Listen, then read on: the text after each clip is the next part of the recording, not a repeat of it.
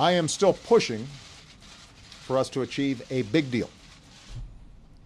But what I also said to the group is, if we can't do the biggest deal possible, then let's still be ambitious.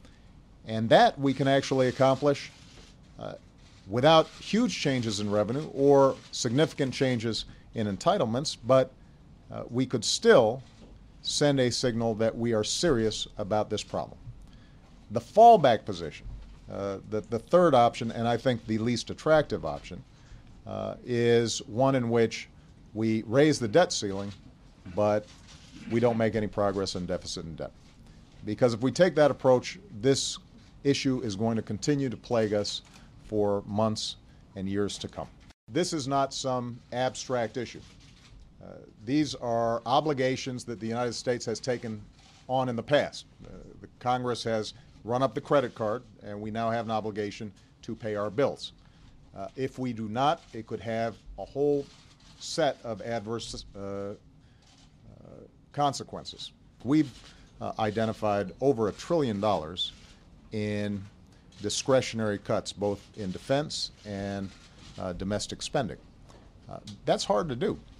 I mean, that requires essentially that you freeze spending, and when I say freeze, that means you're not getting inflation, so that these are programmatic cuts that over the course of 10 years, you'd be looking at potentially a 10% cut in domestic spending.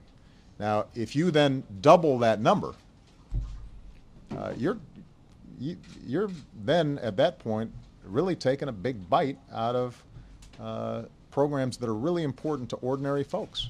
I mean, you're talking then about students accumulating thousands of dollars more in student loan debt every year. You're talking about federal workers and veterans and others potentially having to pay more in terms of their health care. So, I have not seen a credible plan, having gone through the numbers, that would allow you to get to $2.4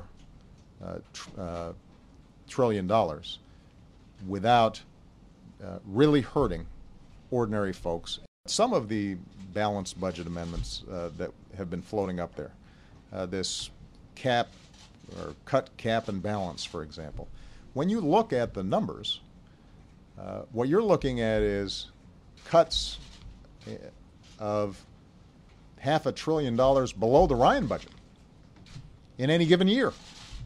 I mean, it would require cutting Social Security or Medicare substantially. And I think it's important for everybody to understand that all of us believe that we need to get to a point where eventually we can balance the budget. We don't need a constitutional amendment to do that. The problem is members of Congress are dug in ideologically into various positions because they boxed themselves in with previous statements.